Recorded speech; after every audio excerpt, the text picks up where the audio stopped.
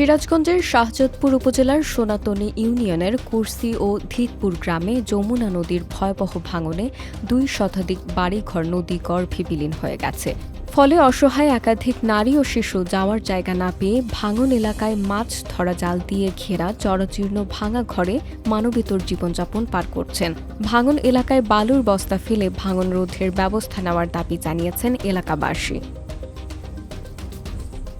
বিক্ষোভ শেষে ভাঙন রোধে বস্তা ডাম্পিংয়ের দাবি জানিয়ে তারা বলেন, এবছর বর্ষা মৌসুমের শুরু থেকে সোনাতনী ইউনিয়নের শ্রীপুর, ধিতপুর, কুরসি, বারপাখিয়া, গালা ইউনিয়নের মোহনপুর ও হাতকোড়া গ্রামের যমুনা নদীর ভয়াবহ ভাঙন শুরু হয়। এসব এলাকায় এখন ভাঙন অব্যাহত। এই ভয়াবহ ভাঙনে গত ৩ মাসে শত শত বাড়িঘরের পাশাপাশি কৃষকদের শত শত বিঘা আবাদি জমি চোখের সামনে বিলীন হয়ে গেছে। বাড়িঘর ও আবাদি জমি হারিয়ে কৃষকেরা দিশেহারা হয়ে পড়েছে। তারা সরকারের কাছে অবিলম্বে পানি উন্নয়ন বোর্ডের মাধ্যমে এই ভাঙন এলাকায় বালুর বস্তা ডাম্পিং করে ভাঙন রোধের জোর দাবি জানান।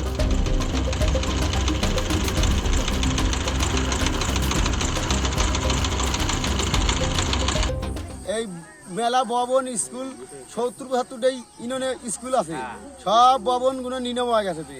হাজার হাজার বিঘে সম্পদ জমিগুলো নদীতে ভেঙে গেছে। ইরির জমি হয় আমাদের এনে খুব ভালো, আমাদের হয় ১ কোটি লোকের বসবাস। এইসব জমি জমা ভেঙে গেলি আমরা এই বেটা বেটি লিয়ে কি খামু?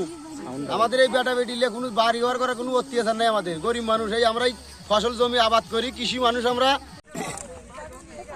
আমাদের শাহজাদপুর থানা, সোনাতনী ইউনিয়ন, কুরসি গ্রাম এবং ধিতপুর, কুরসি ধিতপুরের নদীতে আমাদের গ্রামটা একবারে নদীতে ভাঙে বিলীন হয়ে গেছে।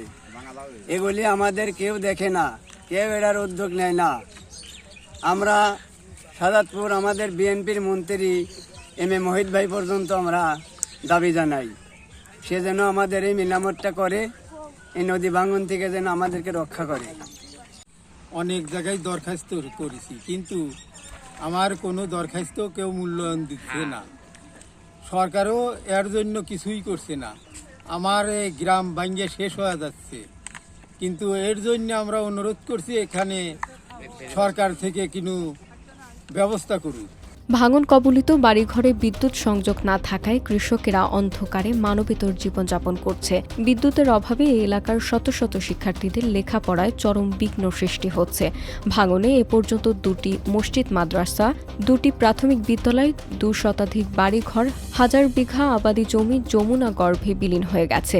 বিলীন হওয়া জমিতে প্রচুর পরিমাণে ধান, পাট, সরিষা, বাদাম, তিল, কাউন, গম, ভুট্টা ও সবজি চাষ করা হতো।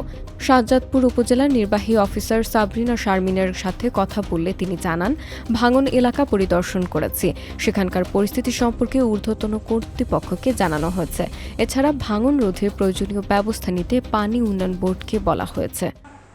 নদী ভাঙনের শাহজাদপুর উপজেলার নদী ভাঙন কবলিত যে স্থানগুলো, এগুলো আমি ইতিমধ্যে পরিদর্শন করেছি এবং আমাদের পক্ষ থেকে, সরকারের পক্ষ থেকে যে সহায়তা, এগুলোর তাৎক্ষণিক ব্যবস্থা নেওয়া হয়েছে এবং সরকারের পক্ষ থেকে সহায়তা অব্যাহত থাকবে। এ বিষয়ে সিরাজগঞ্জ পানি উন্নয়ন বোর্ডের নির্বাহী প্রকৌশলী মোখলেসুর রহমান জানান, শাহজাদপুর উপজেলার সোনাতনী ইউনিয়নটি যমুনা নদীর চরাঞ্চল এলাকা হওয়ায় সেখানে আমাদের কোনো প্রকল্প নেই, ফলে সেখানে আমাদের কোনো কাজ করা সম্ভব হচ্ছে না। তবে নতুন প্রকল্প পাওয়া গেলে সেখানে অবশ্যই কাজ করা হবে। শাহজাদপুরে যেটা সোনাতনী, ওইটাই বললাম যে চৌহালিতে যেরকম কয়েক কিলোমিটার, 10 কিলোমিটার, 20 কিলোমিটার চরাঞ্চল অনেক জায়গাতে ভাঙন আছে, চর ভাঙতেছে। সোনাতনীও ওইরকমই একটা দ্বীপচর, যেটাতে ধিতপুর, সোনাতনী ওই কয়েকটা এলাকা আছে, আর সোনাদিয়া এই কয়েকটা এলাকা আছে। এই জায়গাগুলোতেও আমরা আসলে ওইভাবে কাজ করার পাচ্ছি না, কারণ ওটা দ্বীপচর। ওখানে মানুষের ফসলাদের জমি টমি ভাঙতেছে, ইভেন কি ওখান দিয়ে কিছু বসতি হয়তো ক্ষতিগ্রস্ত হচ্ছে। আমরা ঊর্ধ্বতন কর্তৃপক্ষ বরাবর আলাপ করছি এবং আমরা বিশেষ করে ওই জায়গাগুলোতে যাতে প্রজেক্টের আওতায় আসে সেই জন্য আমরা চেষ্টা চালাতেছি। যেমন এখনো ওই ফেমিপি একটা প্রজেক্ট চলমান আছে, প্রজেক্টের নেক্সট স্টেজ মানে 3rd স্টেজে এটা অন্তর্ভুক্ত করা যায় কি আছে অঞ্চলগুলো।